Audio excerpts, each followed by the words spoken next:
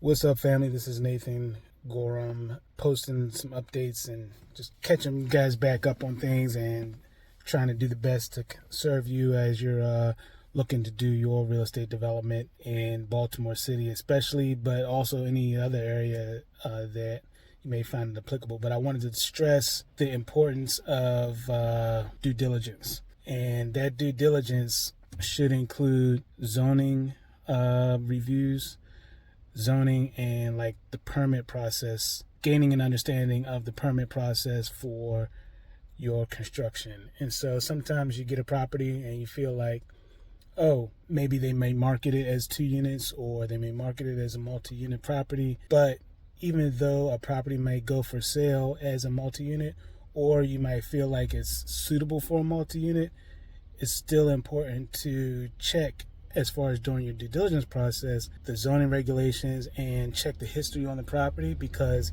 even though it may be a multi-unit currently, it may not be zoned multi-unit. So a lot of times people build things that don't necessarily conform to the regulations in your area and your municipal regulations.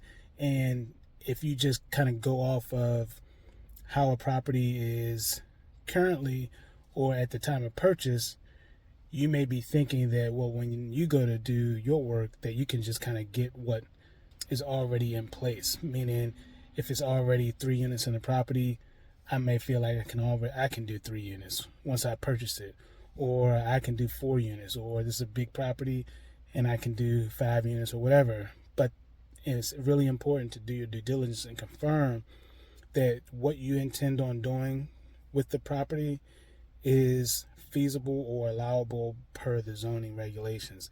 And if it's not, you need to understand what it's going to take from a legislative or a municipal perspective to get permission to do what you want to do. And so very recently I purchased a couple of properties a while ago, but the way that the zoning works in Baltimore, I have to go through a legislative process in order to get approval to build multiple units in these properties. They had multiple units already in them at one point in time, but because of how the zoning regulations and the zoning laws are here in the city, they reverted back to a single family dwellings. So that means that in order to get a permit to do the work that I want to do, that I have to essentially get the property not rezoned, but I have to get permission to use the property in a certain use. And so I'm going through a conditional use legislative process, which means I had to post signs again. So I feel like I'm always posting a sign about something. But yeah, I had to do that for these properties as well. And there's also a long timeline that's associated with the zoning or the legislative process. And so that's important, because if you think that you're going to purchase the property and you have financing and you feel like, okay, I can finish building this property in 60 days, but you don't work into that 60-day time frame, the legislative process or the rezoning or whatever you need to do in order to get permission to do what you want to do, then you'll go in thinking that your development timeline is 60 days, maybe 90 days with like the drawings and all that kind of stuff and the permitting. Maybe you think it's going to be 90 days, but then when you find out about the process that you need to go in order to get permission to do these units, this legislative process specifically can be anywhere from 3 to 6 months. So that can easily add another 90 to 180 days to your development time frame. And if you've got financing in place and the clock starts ticking on your financing and when you have to utilize those funds, or when you have to start or when you convert from like interest only over to an amortizing loan, then your carry costs are going to be extraordinarily or even that much higher than you anticipated. And so your development costs are going to be just inflated just because of the zoning process.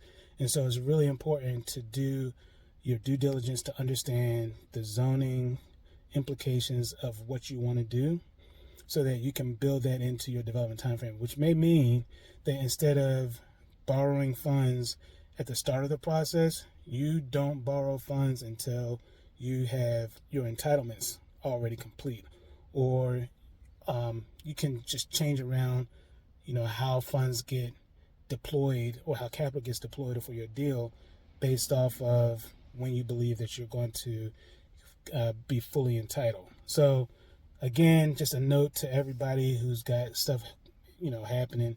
Make sure that you check the different departments to confirm that what you want to do is actually permissible or allowable per your district. And sometimes you don't find that out just by looking on the internet. You may have to go down to the city office and inquire with different agencies and talk to them about what you plan on doing to confirm that what you want to do is allowable, because it's not in land records. It doesn't get recorded a lot of times. It could be some arbitrary clause in the zoning regulation or in some sort of city code that pushes you into a whole nother process. So you want to be aware of that going in before you actually sign on the dotted line as far as your deal goes. So wanted to give that little quick update, and my son actually helped me install the signs again, so he's a great helper. But yeah, signing out.